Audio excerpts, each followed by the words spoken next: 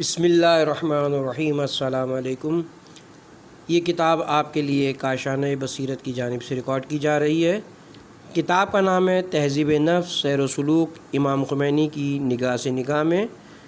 اب ہم کتاب کا پارٹ نمبر 16 پڑھیں گے۔ سیر و سلوک امور مسلمین کی طرف توجہ۔ میرے بیٹے، میرا تو وقت نکل گیا۔ ابن آدم بوڑھا ہو جاتا ہے، لیکن اس کی دو خصلتیں یعنی لالچ اور لمبی آرزوئیں جوان ہو جاتی ہیں۔ لیکن تو ہنوز جوانی اور ارادے کی قوت سے بہرہ مند ہے۔ مجھے امید ہے کہ تو نیکوکاروں کے راستے پر چل سکے گا۔ میری بات کا مطلب یہ نہیں کہ تو معاشرے کی خدمت سے ہاتھ کھینچ کر گوشہ نشینی اختیار کر لے اور خلق خدا پر بوجھ بن جائے، اور جو جاہل عبادت گزاروں کی صفت ہے، یا دکاندار مفاد پرست دین فروش درویشوں کی۔ انبیاء اعظام اور ائمہ اطہار علیہم السلام جو عرفائے الہی میں سر فہرست، ہر قید و بند سے آزاد اور عشق الہی میں فانی تھے، کی سیرت یہ تھی کہ وہ پوری طاقت سے طاغوتی طاقتوں اور زمانے کی فرعونوں سے برسر پیکار رہتے تھے۔ وہ دنیا میں قیام عدل کی خاطر مسلسل مصائب اور آلام برداشت کیے اور مسلسل کوششیں کرتے رہے۔ ان کی اس سیرت سے ہم بہت کچھ سیکھ سکتے ہیں۔ اگر ہم دل کی آنکھوں سے دیکھیں اور دل کے کان سے سنیں تو یہ سیرت ہمارے لیے مشعل راہ ہے۔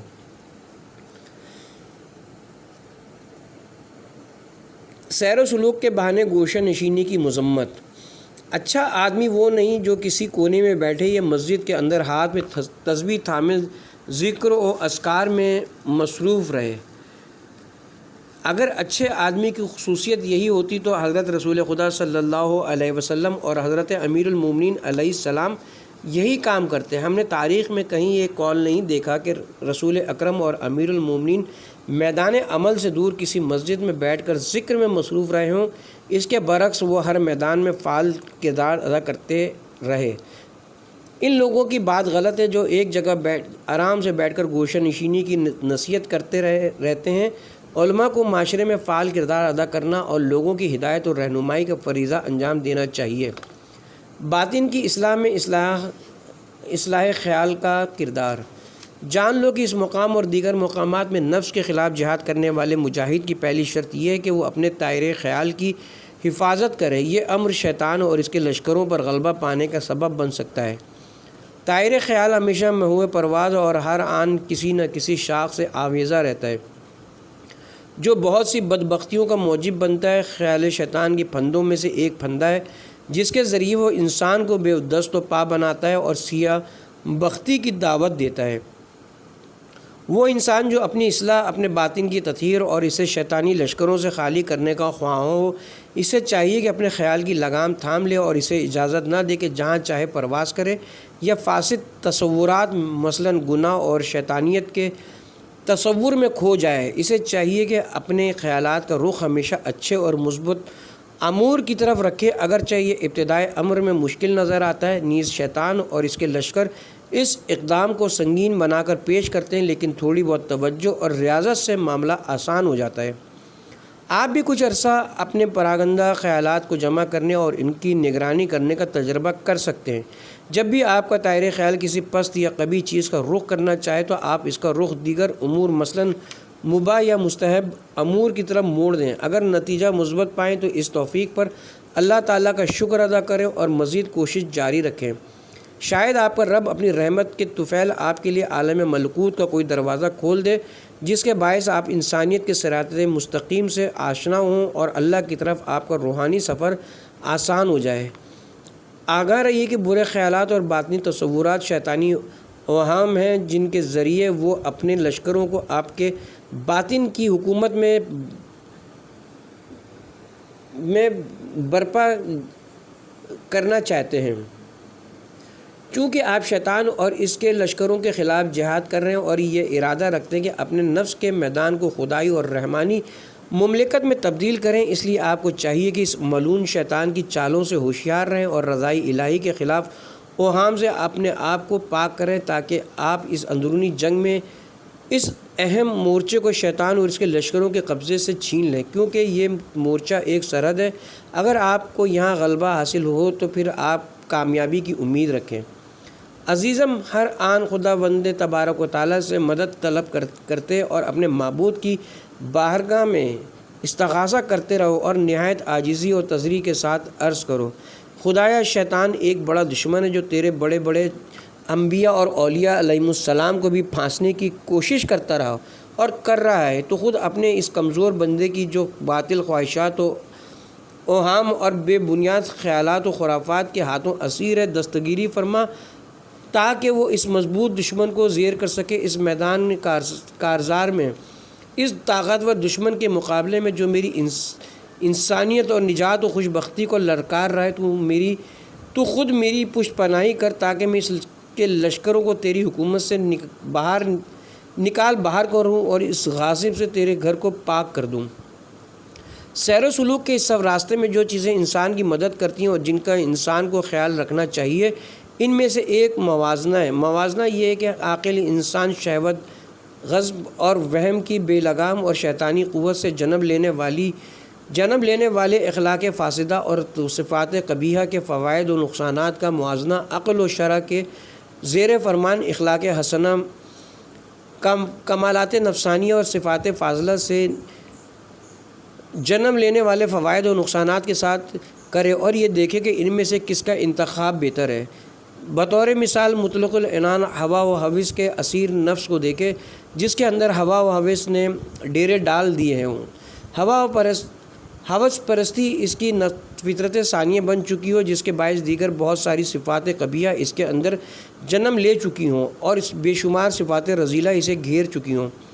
ایسے نفس کو فوائد یہ حاصل ہوتے ہیں کہ وہ کسی قسم کے فسق و فجور کے ارتکاب سے مذائقہ نہیں کرتا، کسی بھی اچھے یا برے طریقے سے حاصل ہونے والے مال سے اجتناب نہیں کرتا اور اپنی خواہشات سے ہم آہنگ ہر کام کا ارتکاب کرتا ہے، خواہ اس کا نتیجہ کتنا بھی برا کیوں نہ ہو۔ اسی طرح جب قوت غضبیہ نفس کی فطرت ثانیہ بن جائے، جس کے باعث دیگر صفات رذیلہ جنم لیں، تو اس سے حاصل ہونے والا فائدہ یہ کہ جس پر انسان کا بس چلتا ہے، اس پر جبر اور طاقت کے بل بوتے ظلم کرنے لگتا ہے، اور جو شخص اس کے خلاف معمولی سی مقاومت کرتا ہے تو اسے ہر طریقے سے کچل دیا جاتا ہے، نیز تھوڑی بہت عداوت کے باعث جنگ و جدال برپا کرتا اور ہر اچھے یا برے طریقے سے اپنی مشکلات کو دور کرتا ہے، خواہ اس سے دنیا میں کتنی ہی خرابی کیوں نہ پھیلے۔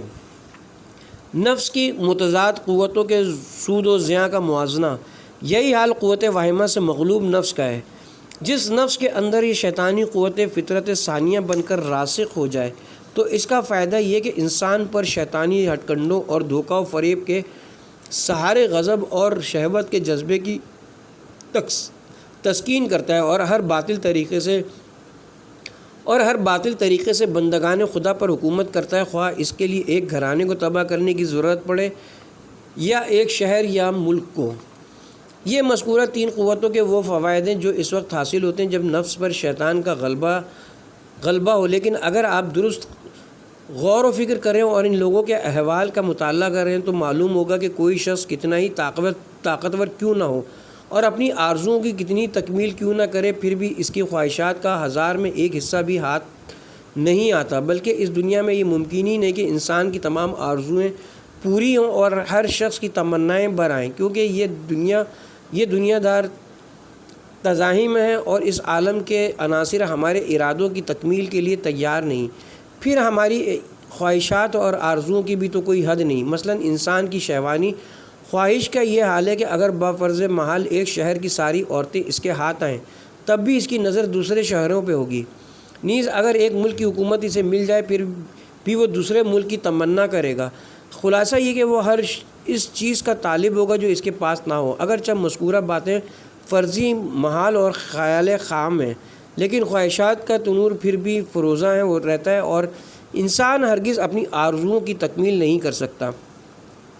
اسی طرح انسان کی قوت غضبیہ کچھ اس طرح خلق ہوئی ہے کہ اگر انسان ایک ملک کا مطلق العنان مالک بن جائے تب بھی وہ مزید ایک ملک پر قبضے کا خواہاں ہوگا، بلکہ وہ جتنا حاصل کرتا ہے اسی حساب سے اس کی خواہشات میں اضافہ ہی ہوتا ہے۔ جو شخص اس حقیقت کو تسلیم نہ کرے وہ اپنے حال پر نظر کرے یا دیگر اہل دنیا مثلاً بادشاہوں، مالداروں، صاحبان اقتدار اور صاحبان جاہ و مقام پر نظر کرے تو ہمارے نقطہ نظر کی تائید کرے گا۔ پس انسان ہمیشہ اس چیز کا دلدادہ ہوتا ہے جو اس کے پاس نہ ہو۔ یہ وہ فطری حقیقت ہے جس کے ذریعے مشائخ عظائم اور بڑے بڑے مسلمان فلسفی، خاص کر معارف الہی میں ہمارے استاد عارف کامل آقا جناب مرزا محمد علی شاہ آبادی بہت سارے معارف الہی کو ثابت فرماتے ہیں، لیکن یہ امور ہمارے موضوع بحث سے خارج ہے۔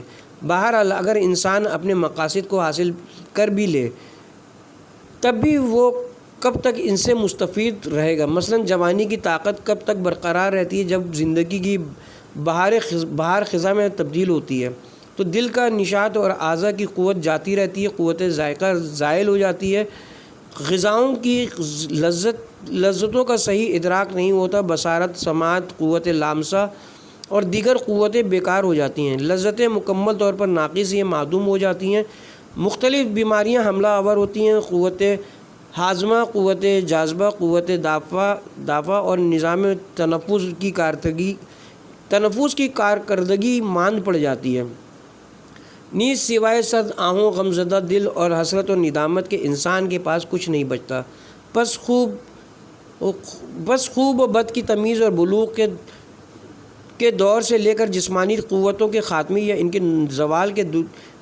کے زوال کے دور تک کا درمیانی عرصہ 30-40 سالوں پر محیط ہوتا ہے، بشرطیکہ کہ انسان مضبوط جسمانی ساخت کا حامل اور صحیح و سالم ہو، اور وہ بھی اس صورت میں کہ روزمرہ کی بیماریوں اور مشکلات کہ جن کا ہم روزمرہ مشاہدہ کرتے ہیں اور ان سے غفلت برتتے ہیں حملہ آور نہ ہو۔ یہاں میں عالم تصور میں فرض کرتا ہوں جس میں کوئی نقصان نہیں کہ آپ کو 150 سال کی عمر ملتی ہے، شہوت، غضب اور شیطانیت کے جملہ وسائل فراہم ہوتے ہیں۔ یہ بھی فرض کرتا ہوں کہ آپ کسی ناخوشگوار حادثے یا مشکل سے بھی روبرو نہیں ہوتے اور آپ کی منشا کے خلاف کوئی کام بھی نہیں ہوتا۔ لیکن بتائیے کہ ہوا کی طرح گزر جانے والی اس مختصر مدت کے بعد آپ کا انجام کیا ہوگا؟ ان لذتوں سے آپ نے اپنی دائمی زندگی، اپنے بے بسی کے ایام، فقر اور تنہائی کے دنوں، برزخ اور قیامت کے لیے نیز اللہ کے فرشتوں، اولیاء الہی اور انبیاء سے ملاقات کے دن کے لیے کیا ذخیرہ کیا ہے، سوائے چند قبیح اعمال کے جو عالم برزخ اور قیامت میں ظاہری شکل و صورت کے ساتھ آپ کے حوالے کیے جائیں گے؟ اور ان صورتوں کو خداوند تبارک و تعالیٰ کے علاوہ کوئی نہیں جانتا کہ آپ کے پاس کیا ہے۔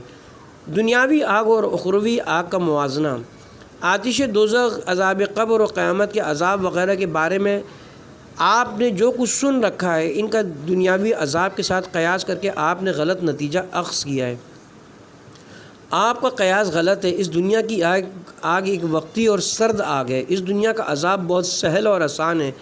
تیرا دنیاوی ادراک ناقص اور محدود ہے۔ اگر اس دنیا کی ساری آگ جمع کی جائے تب بھی وہ انسان کی روح کو نہیں جلا سکتی، جبکہ وہاں کی آگ جسم کے علاوہ روح کو بھی جلاتی، دل کو پگھلاتی اور قلب کو شعلہور کرتی ہے۔ اب تک تو نے جو کچھ لوگوں سے سنا ہے وہ سب تیرے اعمال کا جہنم ہے جسے تم وہاں جس مجسم دیکھو گے، جیسا کہ ارشاد الہی ہے سورہ کہف آیت نمبر 49، وہ اپنے اعمال کو سامنے پائیں گے۔ دنیا میں تم نے یتیم کا مال کھا کر مزہ اڑایا، خدا ہی جانتے کہ دوسرے عالم میں جہنم کے اندر اس عمل کی جو صورت تم دیکھو گے اور تمہیں جو ذلت وہاں نصیب ہوگی اس کی کیا کیفیت ہوگی۔ دنیا میں تم نے لوگوں کو برا بھلا کہا اور لوگوں کا دل جلا دیا۔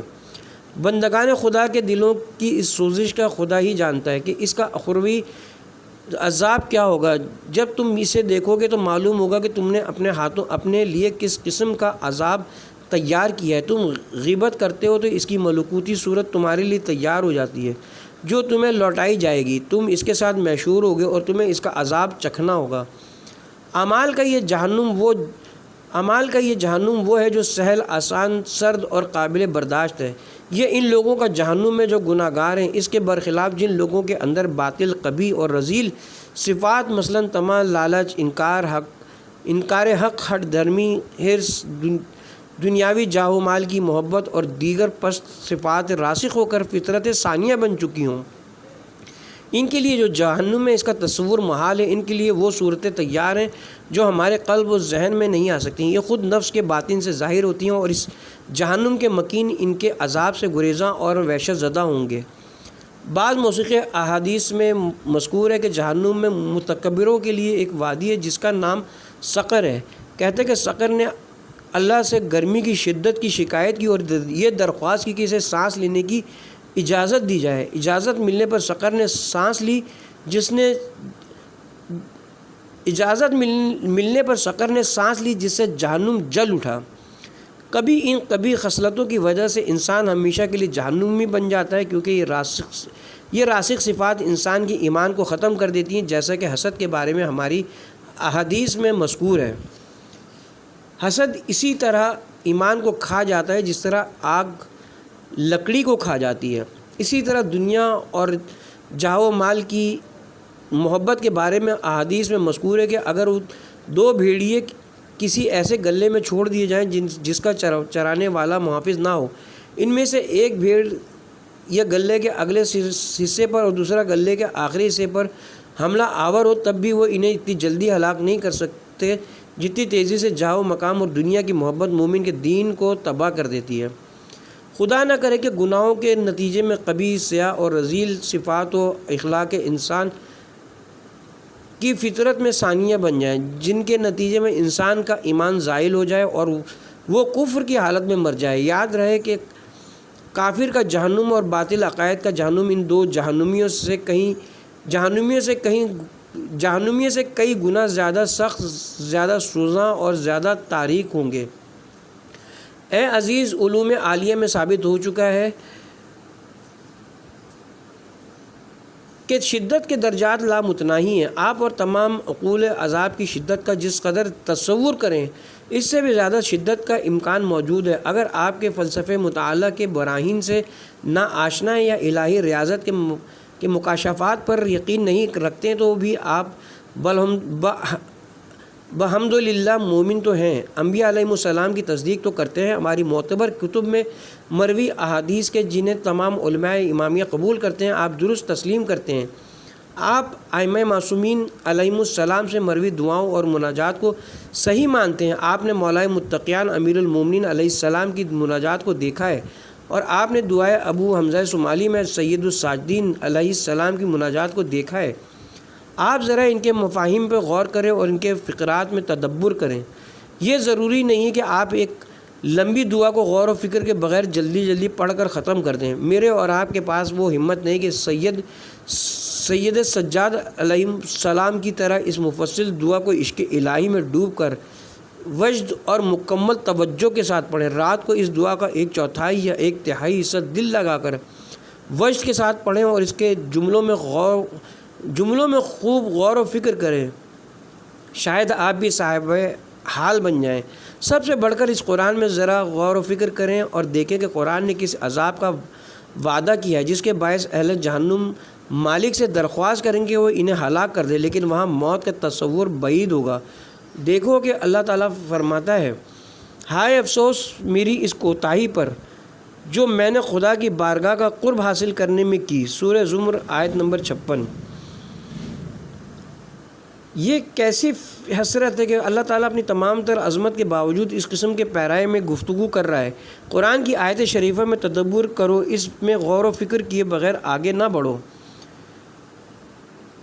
سورہ حج آیت نمبر 2، یہاں اللہ تعالیٰ قیامت کا منظر یوں بیان فرما رہا ہے کہ اس دن ہر دودھ پلانے والی اسے فراموش کر دے گی جسے وہ دودھ پلاتی ہوگی، اور ہر حاملہ اپنا حمل گرا دے گی، اور تو لوگوں کو مست دیکھے گا، حالانکہ وہ مست نہیں بلکہ اللہ کا عذاب شدید ہے۔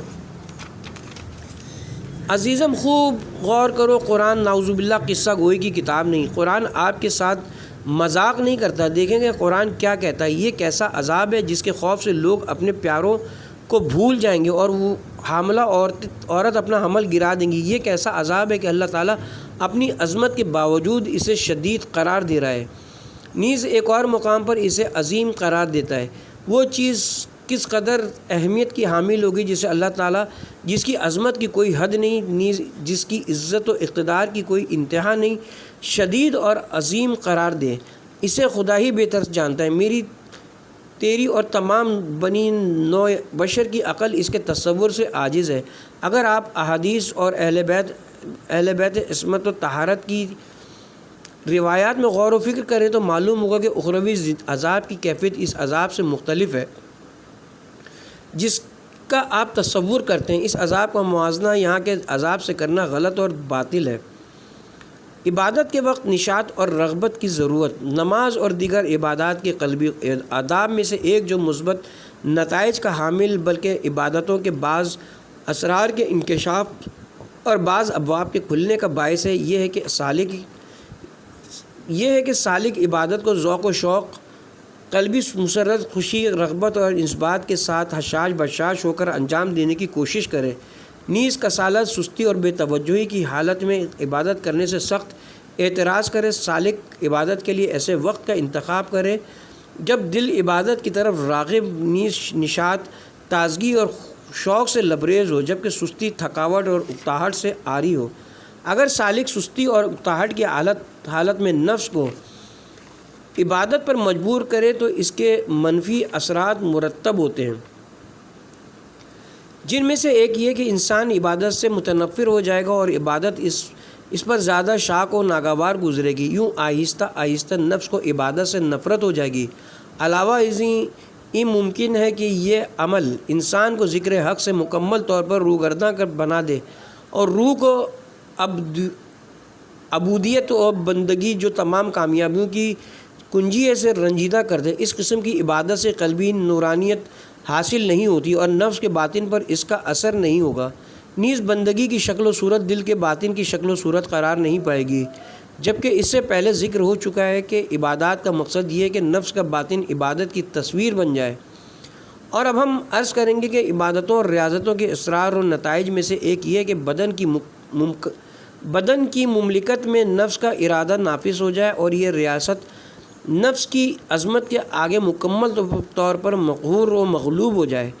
ملک بدن میں بکھری ہوئی قوتیں اور پراگندہ لشکر سرکشی، نافرمانی، انانیت اور من مانی سے باز آ جائیں اور دل کے باطن کی ملکوت کے سامنے سر تسلیم خم ہو جائے، بلکہ آہستہ آہستہ ساری قوتیں ملکوت میں فانی ہو جائیں اور ملکوت کا حکم ریاست بدن میں نافذ ہو۔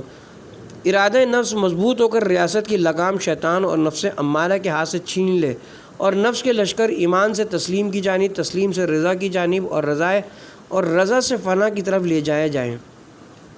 اس مقام پر نفس عبادات کے اسرار و تجلیات فعالیہ کی ایک جھلک دیکھ سکے گا۔ مذکورہ نتائج اس وقت حاصل ہوں گے جب عبادت ذوق و شوق، نشاط اور خوشی کے ساتھ بجا لائی جائے، نیز سستی، کاہلی، ناگواری اور نفس پر جبر کے ساتھ عبادت کرنے سے مکمل اعتراض کیا جائے، تاکہ ذکر الہی اور عبودیت کے لیے محبت اور عشق کا جذبہ پیدا ہو اور الفت و اطمینان کی فضا قائم ہو، کیونکہ حق اور ذکر حق کے ساتھ الفت اور لگاؤ ایک عظیم ہدف ہے جس کی طرف اہل معرفت زبردست توجہ دیتے ہیں اور ارباب سیر و سلوک اس میدان میں سبقت کی کوشش کرتے ہیں۔ جس طرح اتباع کا یہ نظریہ ہے کہ اگر انسان رغبت اور خوشی کے ساتھ کھانا کھا لے تو وہ جلدی ہضم ہوتا ہے، اسی طرح روحانی طب کا بھی یہ تقاضا ہے کہ اگر انسان خوشی اور رغبت کے ساتھ روحانی خوراک تناول کرے، نیز سستی اور جبر سے اعتراض کرے تو دل میں اس کے مثبت اثرات جلد مرتب ہوں گے اور دل کا باطن صاف ہوگا۔ کتاب الہی اور صحیفہ ربانی میں اس روش کی طرف اشارہ ہوا ہے۔ چنانچہ قرآن کفار و منافقین کی تکذیب کرتے ہوئے ارشاد فرماتا ہے، وہ نماز نہیں پڑھتے مگر سستی اور اکتاہٹ کے ساتھ، نیز خدا کی راہ میں خرچ نہیں کرتے مگر بد دلی کے ساتھ۔ سورہ توبہ آیت نمبر 54۔ اسی طرح آیت شریفہ اور نشے کی حالت میں نماز سے قریب نہ جاؤ، سورہ نساء آیت نمبر 43 کے بارے میں ایک حدیث میں آئے گا، آیت کا اشارہ سستی اور کاہلی کی طرف ہے۔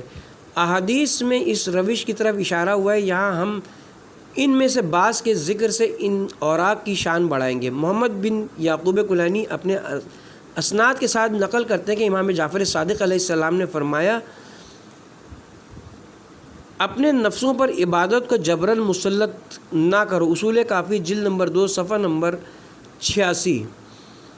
امام جعفر صادق علیہ السلام سے مروی کہ رسول اکرم صلی اللہ علیہ وآلہ وسلم نے فرمایا اے علی یہ دین محکم اور استوار ہے، پس اس کے اندر نرمی اور شفقت کے ساتھ قدم رکھو اور اپنے رب کی عبادت کو اپنے لیے مبغوض و مغفور مت بناؤ۔ اسی طرح امام حسن عسکری علیہ السلام سے مروی ہے جب قلوب پر نشاط اور حشاش ہو تو امانت ان کے حوالے کرو، لیکن جب وہ گریزاں ہوں تو انہیں آزاد چھوڑ دو۔ بحار الانوار جلد نمبر 75 صفحہ نمبر 377۔ سیر و سلوک میں اعتدال کی رعایت، یہ ایک جامع دستور ہے۔ فرماتے ہیں کہ جب قلوب شوق و نشاط اور فرض سے لبریز ہوں تو امانت ان کے سپرد کرو، لیکن جب دل افسردہ اور گریزاں ہوں تو انہیں آزاد چھوڑ دو۔ بنا علوم و معارف کے حصول میں بھی اس اصول کو ملحوظ رکھنا چاہیے، نیز اکتاہٹ، ناپسندیدگی اور تنفر کی حالت میں دلوں کو حصول علم پر مجبور نہیں کرنا چاہیے۔ ان احادیث اور دیگر احادیث سے ایک اور اصول کا بھی پتہ چلتا ہے جو دنیا ریاضت کے اہم اصولوں میں سے ایک ہے۔ یہ اصول مراحت سے عبارت ہے۔ مراحت یہ ہے کہ سالک سلوک کے ہر مرحلے میں اپنے حال پر نظر رکھے، خواہ وہ مرحلہ علمی ریاضت و مجاہدت کا مرحلہ ہو یا نفسانی ریاضت کا یا عملی ریاضت کا، نیز اپنے نفس کے ساتھ نرمی اور شفقت کا برتاؤ کرے اور اس کی طاقت سے زیادہ اس پر بوجھ نہ ڈالے۔ جوانوں اور نو آموز لوگوں کے معاملے میں خاص طور سے یہ مسئلہ مزید اہمیت کا حامل ہے۔ اگر جوان اور نو آموز طبقہ اپنے نفس کے ساتھ نرمی اور مدارات نہ برتے، نیز نفس کی فطری ضروریات کو حلال اور جائز طریقوں سے پورا نہ کرے تو وہ عظیم اور ناقابل تلافی نقصان سے دوچار ہوگا۔ وہ خطرہ یہ کہ کبھی نفس غیر معمولی سختی اور بے پناہ پابندیوں کے باعث بے قابو، بے لگام اور سرکش ہو جاتا ہے۔ جب نفس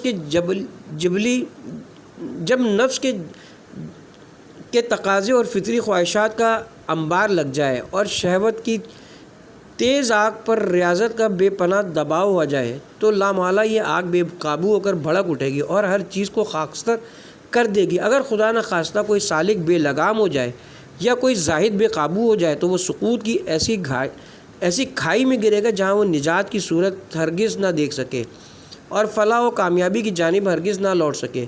پس سالک کو چاہیے کہ ایک ماہر طبیب کی طرح سیر و سلوک کے دوران اپنی نفس دیکھتا رہے، سیر و سلوک کے احوال و اوقات کے تقاضوں کے مطابق نفس کے ساتھ مناسب رویہ اپنائے، نیز خواہشات اور شہوت کے عروج کے ایام میں جو جوانی کی جولانی کا دور ہے نفس پر مکمل پابندی نہ لگائے بلکہ جائز طریقوں سے شہوت کی آگ بجھائے، کیونکہ حکم الہی کے دائرے میں شہوتوں کی تسکین کا سامان کرنا سلوک رائے حق میں مددگار ثابت ہوتا ہے۔ بس سالک نکاح اور شادی کرے جو اللہ کے عظیم احکام میں سے ایک ہے۔ شادی نسل انسانی کی بقا کا سرچشمہ ہے، اخروی نجات کی راہ کو طے کرنے میں بھی اس کا بڑا کردار ہے۔ اسی لیے رسول خدا صلی اللہ علیہ وآلہ وسلم نے فرمایا ہے جو شادی کرتا ہے وہ اپنے آدھے دین کو بچا لیتا ہے۔ ایک اور حدیث میں مذکور ہے جو شخص پاک و پاکیزہ ہو کر خدا سے ملاقات کرنا چاہتا ہے خدا سے اس کی زوجہ کے ہمراہ ملاقات کرتا ہے۔ ایک اور حدیث میں رسول اکرم سے مروی ہے جہنمیوں کی اکثریت غیر شادی شدہ لوگوں پر مشتمل ہوگی۔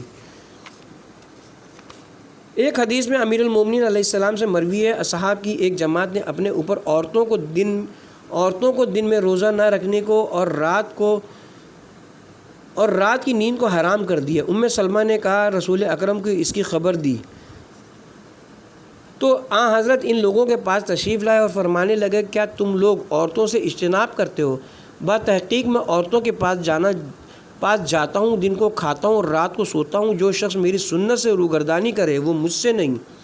اور اللہ تعالیٰ نے یہ وحی نازل کی، اے ایمان والو، اللہ نے جن پاکیزہ چیزوں کو تمہارے لیے حلال قرار دیا انہیں حرام مت قرار دو اور حد سے نہ گزرو، بے شک اللہ حد سے گزرنے والوں کو نہیں چاہتا۔ اے اللہ، اور اللہ نے تمہیں جو رزق دیا ہے اس میں سے کھاؤ کہ وہ حلال اور پاکیزہ ہے اور اس اللہ سے ڈرو جسے تم لوگ مانتے ہو۔ سورہ مائدہ آیت نمبر 87-88۔ خلاصہ یہ کہ راہ آخرت کے سالک پر لازم ہے کہ وہ نفس کی آمادگی اور رغبت نیز بے رغبتی اور روگردانی کی مراعات کرے، نیز جس طرح نفسانی خواہشات کی مکمل سرکوبی سے اجتناب کرے کیونکہ یہ عظیم مفاسد کا سرچشمہ ہے۔ اسی طرح سیر و سلوک کے دوران عملی عبادتوں اور ریاضتوں میں بھی نفس پر سختی نہ کرے اور اس پر زیادہ دباؤ نہ ڈالے، خاص کر جوانی کے ایام اور ابتدائے سیر و سلوک میں، کیونکہ یہ امر بھی نفس کے آتش فشاں کے پھٹ پڑنے اور عبادات سے متنفر ہونے کا موجب ہے، نیز کبھی انسان کو ذکر حق سے روگردہ بنا دیتا ہے۔ احادیث شریفہ میں اس حقیقت کی طرف بہت سے مقامات پر اشارہ ہوا ہے۔ چنانچہ اصول کافی کی روایت ہے کہ امام جعفر صادق علیہ السلام نے فرمایا، میں نے ایام جوانی میں خوب عبادت کی، میرے پدر بزرگوار نے مجھ سے فرمایا، اے فرزند اس سے کم عمل کرو، کیونکہ اللہ تعالیٰ کسی بندے سے محبت کرتا ہے تو اس کے قلیل عمل کو بھی قبول فرماتا ہے۔ تقریباً یہی بات ایک اور حدیث میں بھی بیان ہوئی ہے۔ اسی طرح اصول کافی میں امام محمد باقر علیہ السلام سے مروی ہے کہ رسول اکرم صلی اللہ علیہ وآلہ وسلم نے فرمایا، بے شک یہ دین محکم ہے، پس نرمی و شفقت کے ساتھ اس میں داخل ہو جاؤ اور لوگوں کو عبادت الہی سے متنفر نہ بناؤ، اور نہ تم حد سے بڑھے ہوئے اس سوار کی طرح ہو، ورنہ تم حد سے بڑھے ہوئے اس سوار کی طرح بن جاؤ گے جو نہ سفر کو طے کر سکے اور نہ اپنی سواری کی پشت کو سلامت رہنے دے۔ ایک اور حدیث میں مذکور ہے، اپنے پروردگار کی عبادت سے اپنے نفس کو متنفر نہ بناؤ۔ خلاصہ یہ کہ مراد کا یہ معیار ہے کہ انسان اپنے نفس کی حالت پر نظر رکھتے ہوئے اس کی طاقت یا کمزوری کے مطابق اس سے کام لے۔ پس اگر نفس عبادتوں اور ریاضتوں میں قوی ہو، نیز برداشت کی قوت رکھتا ہو، تو سالک عبادت میں کوشش اور ریاضت سے کام لے۔ جو لوگ جوانی کے پرتلاطم دور سے گزر چکے ہوں اور ان کی شہوت کی آگ ایک حد تک بجھ چکی ہو، انہیں اپنی نفسانی ریاضت میں کچھ اضافہ کرنا چاہیے اور مردانہ وار کوشش کرتے ہوئے سیر و سلوک اور ریاضت و مجاہدت کا راستہ طے کرنا چاہیے۔ سالک اپنے نفس کو ریاضت و مجاہدت کا جتنا زیادہ خوگر بنائے گا، اسی حساب سے کامیابی کے مزید دروازے کھلتے جائیں گے، یہاں تک کہ نفس بتدریج ظاہری اور طبعی قوتوں پر غالب آ جائے گا اور جسمانی مادی قوتیں نفس کی طاقت کے آگے مسخر ہو جائیں گی۔ احادیث میں ایک طرف سے عبادات میں کوشش، مجاہدات اور ریاضت کی ترغیب دی گئی ہے اور عبادت اور ریاضت میں زیادہ جدوجہد کرنے والوں کی تعریف ہوئی ہے۔ نیز ائمہ ہدیٰ علیہم السلام کی عبادتوں اور ریاضتوں کا ذکر ہوا ہے۔ دوسری طرف سے بعض احادیث میں عبادت میں میانہ روی کی تعریف کی گئی ہے۔ اس اختلاف کی وجہ یہ کہ ارباب سیر و سلوک اور ان کے احوال و درجات مختلف ہوتے ہیں۔ عبادتوں کی کثرت یا قلت کا اصل معیار نفس کی قوت اور رغبت یا بے رغبتی اور کمزوری ہے۔